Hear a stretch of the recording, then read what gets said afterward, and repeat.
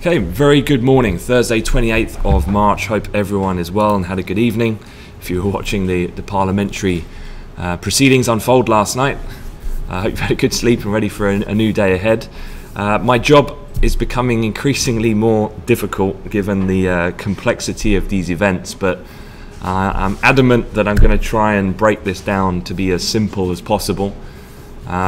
But overall, first things first, before we get stuck into these headlines here and what exactly has happened and my thoughts about where we go from here with Brexit, let's just take a look and remind ourselves about the movement of the pound last night, which, if you didn't have any access at the bottom to define the date, I'd be hesitant to say, show me where the vote happened.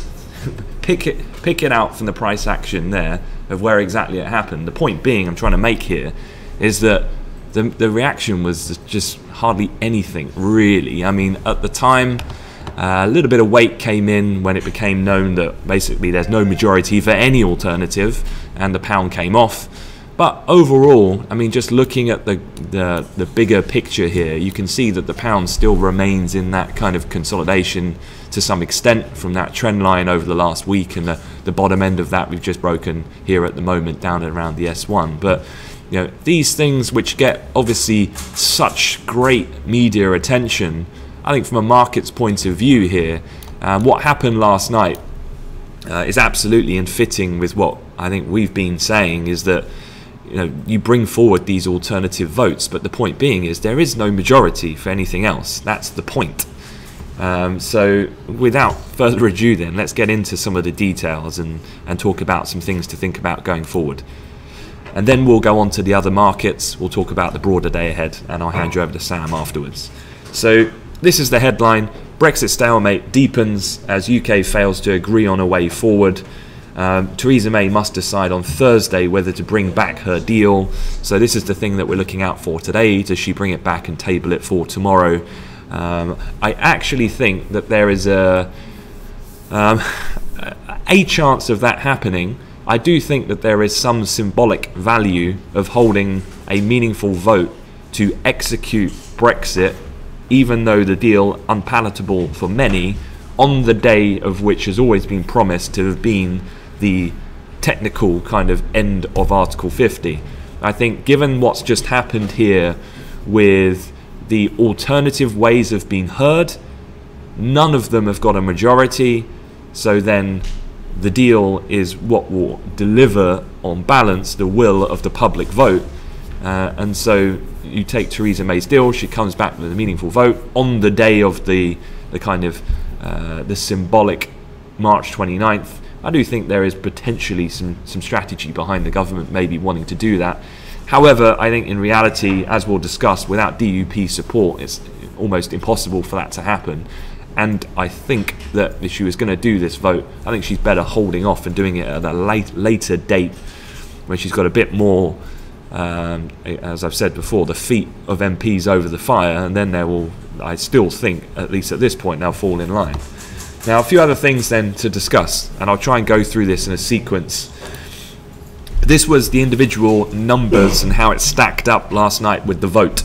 So this has been chopped up into essentially three different sections. You can basically eradicate the bottom one. That was the previous support for May's deal after meaningful vote 1 and 2 failed. As you can see, a considerable margin of which she did fail, but an improvement nonetheless from 1 to 2. Now, the options that were discussed and voted upon last night, there were 4 that could be grouped, if you like, as a soft option, and then you've got 2 which are a referendum or an emergency brake in that sense. And as you can see here from the ayes, even though the noes have it on every occasion, the closest being the customs union in terms of how close the vote was to then becoming a majority, the actual largest ayes was to that of a confirmatory public vote, i.e. this idea then of kind of like the people's vote, that this isn't going back and doing a renewed kind of question like we had in 2016. This is voting upon the final deal. Does the public accept that? And so, yeah, this then is the current state of play. And as you can see, long story short, there is no outright majority here. It's such a divisive thing with such then fractured different opinions. There's no one clear direction. What happened last night then was this. Theresa May came out, and she's obviously trying now to leverage the situation in her favour to get people to back her deal. Now, Theresa May, let's not forget, has already said she was always going to step down. So her stepping down is not a new thing. What then the more Eurosceptic Conservative members in particular have been requesting is a definitive date, and they want her gone sooner rather than later. And last night Theresa May kind of bowed to that pressure, but as far as I'm aware she did not give a specific date, so really this isn't that new overall, but it kind of just puts more pressure on those Eurosceptic MPs to say, look, I'm giving you what you want here, you've got to support my deal. The other thing then that happened though was, despite that commitment, there's a big problem, because this lady here, Arlene Foster, is obviously the head of the DUP, and the DUP confirmed that it will not back the withdrawal deal as it stands at the moment. Now that's problematic because obviously there's a minority government. It's only a working Conservative-led government by the fact that they have 10 seats that support from the DUP. Now what this leads on to then is, well, Jacob Rees-Mogg, what has he been saying? Because he is an influential member of the European Research Group, which carries great sway of the backbench of the Conservative Party and could tip the balance then for meaningful vote 3 to go in favour of the government. Now, this was a source comment that's come out of the Times journalist Sam Coates, who's been absolutely excellent during this Brexit saga. If you do not follow Sam Coates from the Times on Twitter, and you do use Twitter to follow Brexit news, you are absolutely missing a beat at the moment. You need to follow this guy. Now, he reported that the ERG source suggested 40 lawmakers have switched to back PM May's deal. 40 though are still undecided. Separately, Jacob Rees-Mogg initially said he would back the PM's deal if the DUP abstain, but later commented he would support the DUP if it continues to oppose the deal. So Mogg has kind of warmed up, if you like, but not overtly committed in total to the deal yet. But the point here I want to point out is there's 40 lawmakers, according to sources, that say they may have switched back to May's deal. We are getting then ever closer to basically the greater of two evils and her deal being accepted, in my mind. Now, the other chap here, of course, you guessed it, he's back. Whenever there's blood in the water, the sharks come circling, and Boris Johnson is back in the mix once again. Boris Johnson, this is an open editorial of where he's been talking in the Telegraph, which he has a regular weekly opinion piece he puts out on a Sunday, and now he's saying, actually, I'm going to back Theresa May. And let me just give you a little flavour for what Bojo is saying. He's saying, I've done this on behalf of the 17.4 million people who voted for Brexit. I feel very, very sorry. That looks strangely familiar to Donald Trump strategy there. Repetition of these words. I'll move on. I feel very, very sorry, and though it fills me with pain, I'm going to have to support this thing. Sometimes you just have to make a judgment. I've got to get this thing over the line. I think this is absolutely spectacularly played well by Boris Johnson. For one, he's absolutely taking a page 101 out of the Trump textbook to resonate with the public en masse, where you could argue that even in the beginning, the public as a whole, despite how close the vote was, did vote to leave the EU.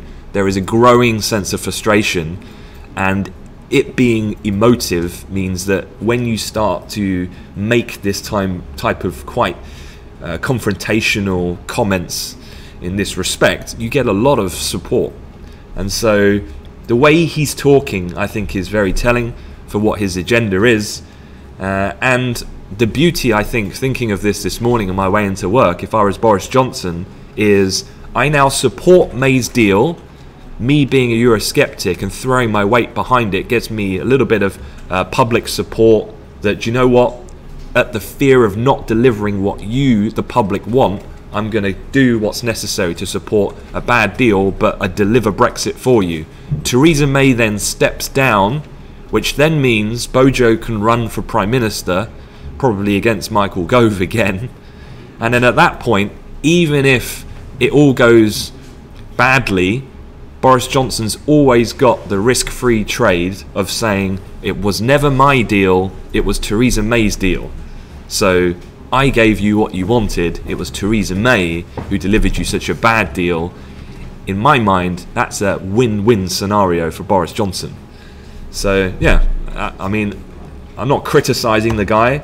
I think he's a highly intelligent guy, but like with any politician, he definitely is thinking several steps down the line for his own personal political agenda, and I think he's playing his hand very well at this point.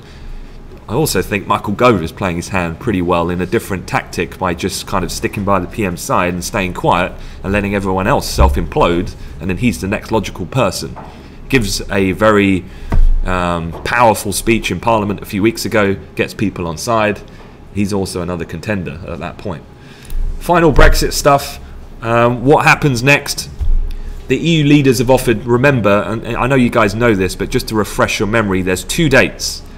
A delay until the 22nd of May, if MPs approve her deal at the 3rd time of asking. Remember, although she requested the 30th of June, that's been played down by Europe, and now the agreed date is the 22nd of May, so a month earlier, basically. The other date is a shorter delay until the 12th of April, which we now know because of the statutory instrument passed in Parliament, which pushes March 29th to April 12th, is now done last night. Is only possible if the UK agrees to hold European elections on the 23rd of May. Mrs May has said she does not wish the UK to take part in those elections. That would be highly detrimental to the existing formation of the government's pledge to deliver Brexit. Let's not forget as well, you have UK local elections happening, I think on the 2nd of May, the beginning of May.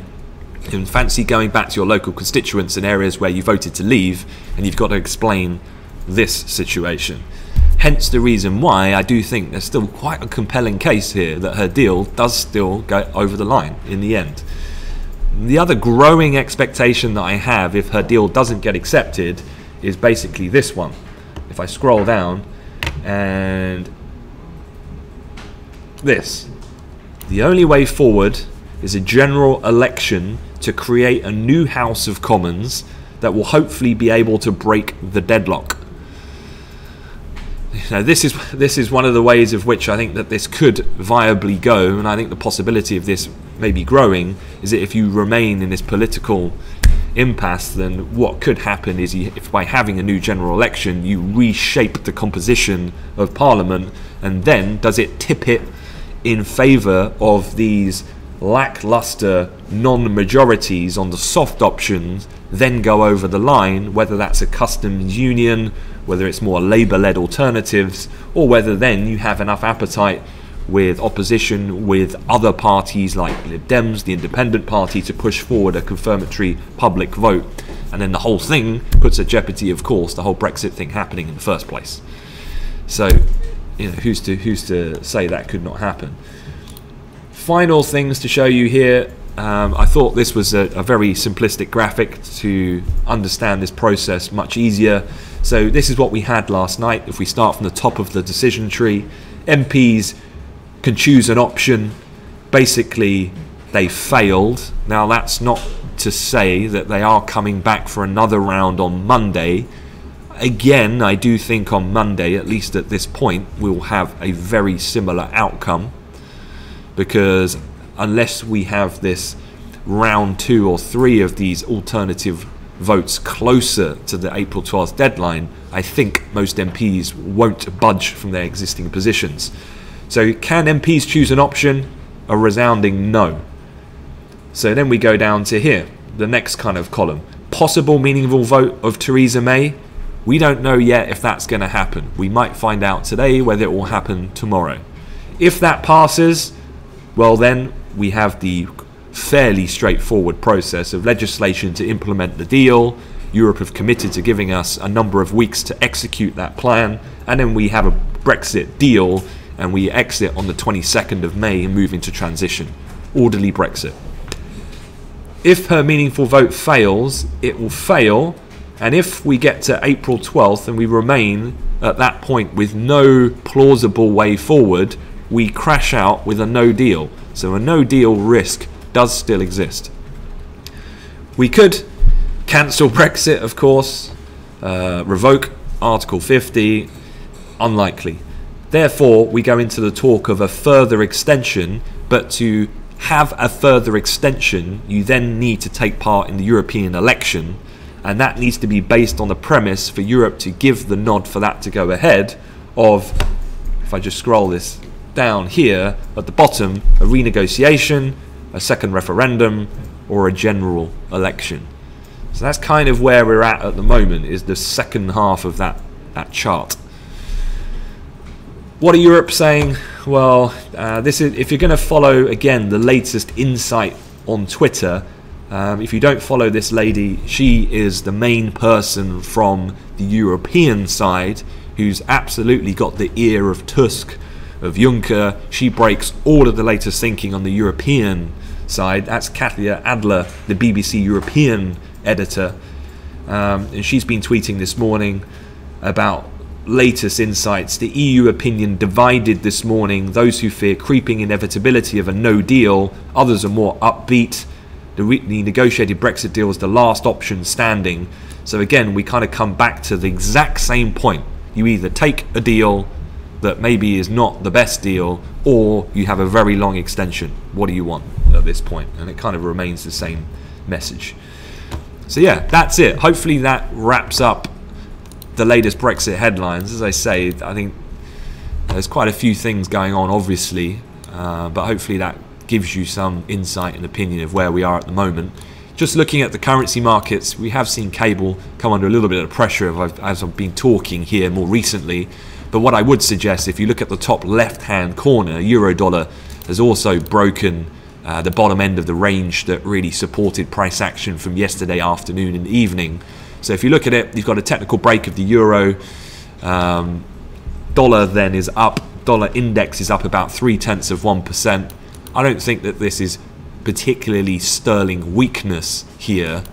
I think possibly more dollar strength based on partly the euro break of that level. So yeah, not a great deal to say really on the Brexit side, other than what I've discussed in terms of a meaningful move to markets. The other thing, from a news story point of view, just covering off some of the stories, you do have this. I'm getting a bit, quite frankly, sick and tired of everyone talking about bond yields and throwing out graphics about the last time US stocks faltered, we had a move down. Equity valuations dropped by an average of 8% every time since the post-World War era. I mean, everything for me has to be taken in context. And I think you do absolutely need to be aware that media agencies, Bloomberg included, they want people, they want traffic. And so talking sensationalist about these things is absolutely, you know, talking their book in that extent. And so a lot of people is saying that this bond yield move, the 10-year Treasury yield fell to its lowest since DEC 2017, comes after the inversion of the 3-month 10-year curve. Obviously then global yields start to follow suit, so Japan drops to its lowest since 2016, and so on. This reignites then people's concern about kind of future growth potential of the world economy, recession risk, and that then fits nicely to curve fit a story of about equity weakness. Yeah, I don't know about that. I think that certainly is what's happening to a certain extent, but I don't think it's quite as clear cut as that. Equities this morning, if anything, are flatlining. US index futures in terms of the Nasdaq and S&P, you can see here finding a bit of resistance initially at the European entrance at the pivot level. The DAX already above that and has already filled the gap of the futures gap down that we're seeing this morning. So I don't think people are overtly concerned here. And let's not forget the yield movement has been happening for some time. This isn't fantastically new or shocking in that development. But obviously it needs monitoring, because if the herd start to believe the narrative, well then this type of thing does become self-fulfilling to a certain extent. On the global growth concern side, obviously oil, that does have an impact from a demand point of view, and obviously I can see here we did see quite a large fall on the back of the inventory data yesterday. I still think that a lot of this play here in oil for the moment is just finding some pretty strong resistance here on the long-term levels on the 50% fib and the psychological 60 handle. You know, we've come so far in such a short period of time. On the balance, on the supply and demand side, I think we've got kind of fair pricing for the moment. So I think we're just going to go into a period. I think if anything, I would say looking at this daily continuation chart, I think you've got a 57, 88, 60 handle consolidation area here. And that, I think, would be unsurprising unless there's some kind of supply shock at that point of prices to just kind of stay within that range until the next meaningful twist, if you like, from a global macro point of view. Other things to make you aware of, there's obviously the US-China trade talks. So if you remember, Trade Secretary Lighthizer and Treasury Secretary Stephen Mnuchin are heading to Beijing to continue their trade talks. This then follows their counterparties coming to Washington next week, and seemingly still some progression being made. Reuters exclusive saying that China has made unprecedented proposals in talks with the US on a range of issues, including forced technology transfer, and the two sides work to overcome remaining obstacles to get a deal done to end the protracted war, according to US officials. So to mitigate almost the focus on the yield curve is one of the biggest risks to markets, which is the trade war, and at the moment that remains, for now, obviously subject to change, positive.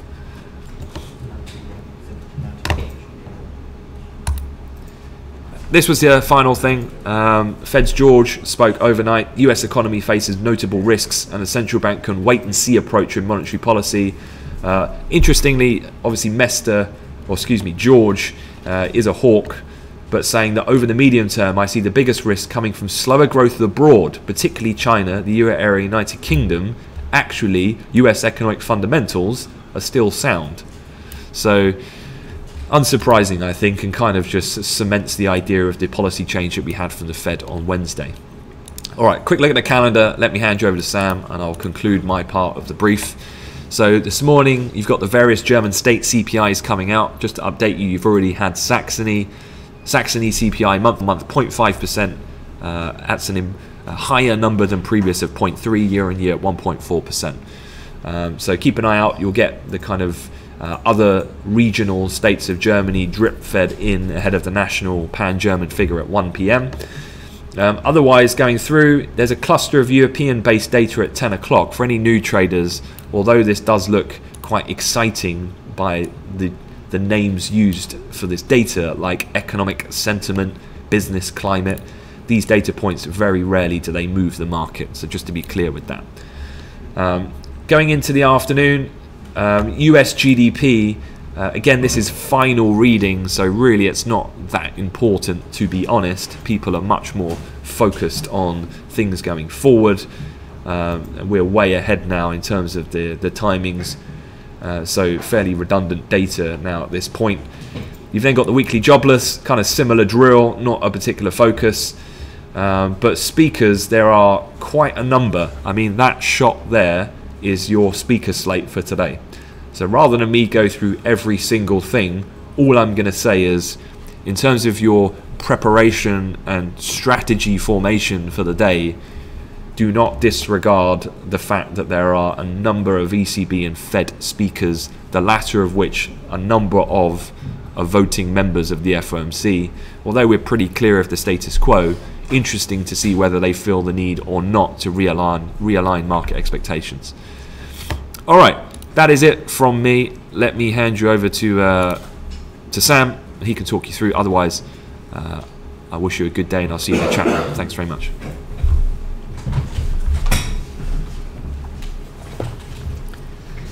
Thank you, Ant.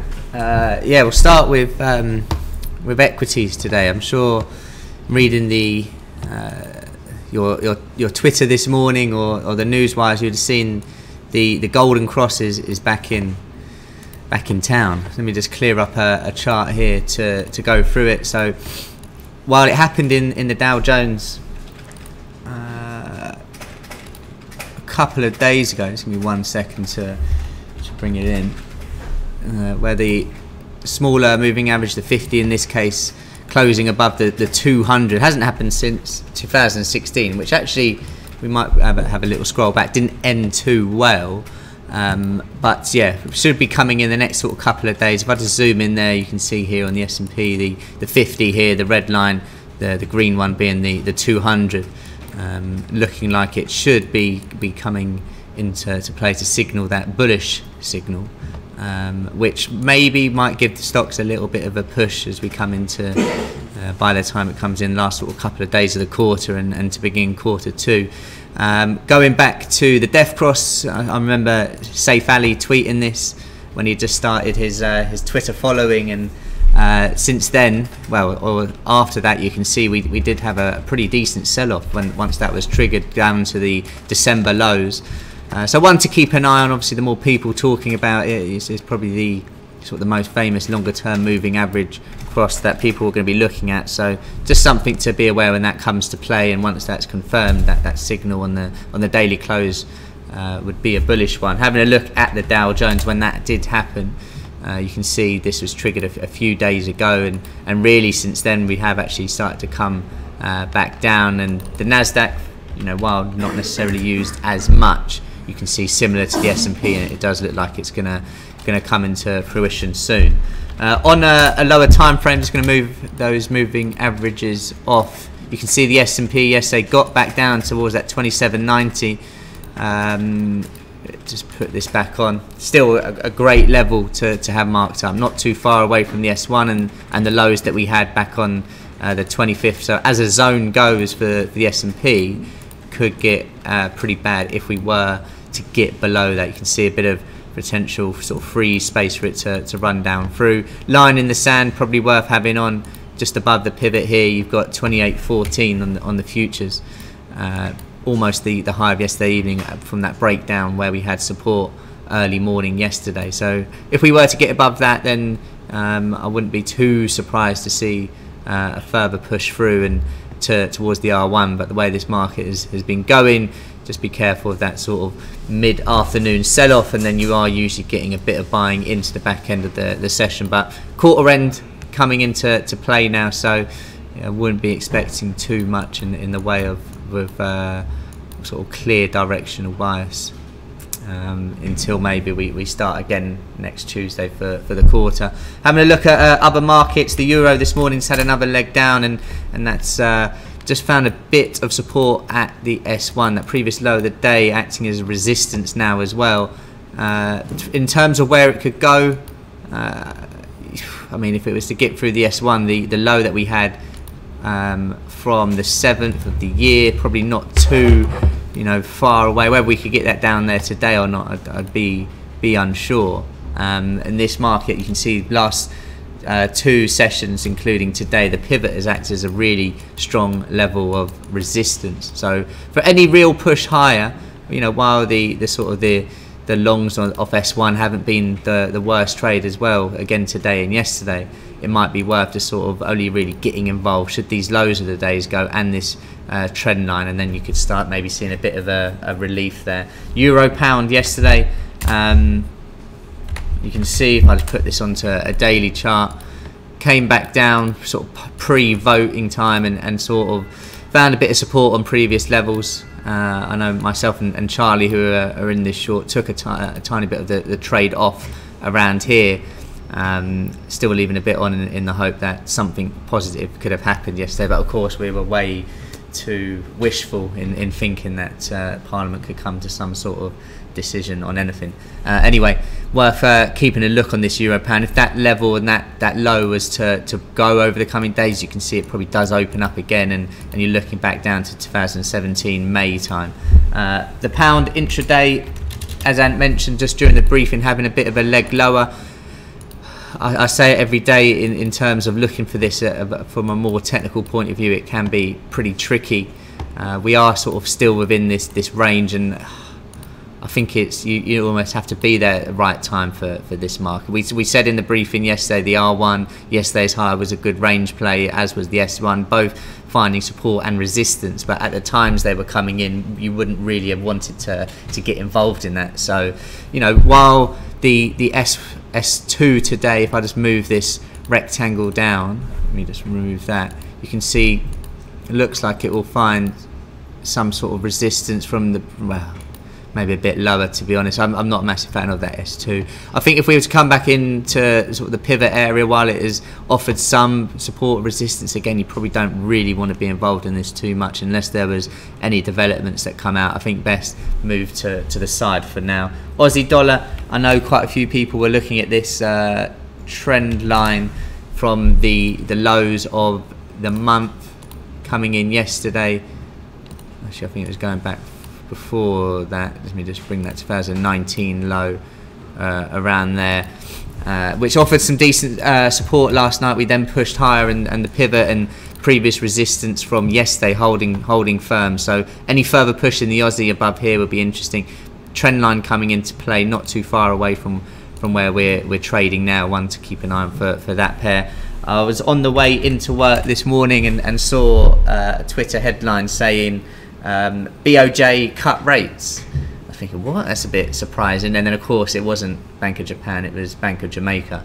So unsurprising to see that this market has remained pretty calm. And I saw Anthony turning around there thinking, what, have I missed this? But no, Bank of Japan, Bank of Jamaica it was. But looking at the Japanese yen, R1 looks quite interesting. We have again in this market broken the trend line, and usually when that happens, you know, it wouldn't be too surprising to see a continuation if we were to come a bit lower. So R1 is an interesting point. Even if that doesn't work, I do like the idea of a long bias in the yen today, unless stocks were really to push on. Oil as well, yes, they had a decent push to the downside. I was a bit surprised to see on the DOE that we did push higher. However, false break came back lower, and despite a brief rally yesterday off a strong level of support that we had on the 25th, the market has continued to sort of drift lower today. That trend line though, from the post DOE higher around 4 PM UK time, you can see how well that has been respected on oil. So unless we really were to get above that, I wouldn't really be too interested in buying. I know S1 does look technically pretty decent, but maybe that just confirmed push on a breakout above this trend line is not the worst idea for oil. Having a quick look over just at the general picture, how we're trading. European equities just pushing above that pivot, filled the gap if you like. Euro stocks just lagging a tiny bit behind, but just having a quick look here at the DAX. Oh, just made that accidentally bigger screen. You can see just finding resistance, or there was a resistance point from yesterday evening. Of course, the DAX times now open later on, but it was also the low from the 21st, so quite significant resistance here in the DAX. If we were to get through that, I'd imagine there'd be a bit of a drag through on American equities as well, so definitely worth keeping an eye on that. Gold, just to wrap up here, you can see just drifting lower, similar to the euro in the pivot, holding its firm resistance. That low of the day offering a bit of support. We had that push lower, if you guys remember, UK time 155 or around that sort of 15-minute period. No real reason distributed to that. Bit of a technical push breakout of the range, and you can see how that was support, offered good resistance later on. I know a few people were looking at the long on that up towards that level, which wasn't a bad trade. However, broken that trend line, and it does seem that maybe short term for gold now, it does look like not a bad place to well, higher up doesn't look a bad place to get short. Maybe looking around 13.15 I think still looks quite a good area, if not the pivot with these highs as well. 13.18 and a half look quite nice. Any questions as usual, please do let me know. Just to finish up on that calendar as well, just for the morning, just to reiterate a couple of those facts. We've got relatively quiet morning on the calendar front. Speakers are plenty, and then some US numbers out in the afternoon, which should make it a better second half of the day. Hope you all have a great trading day, and I'll catch you all later on.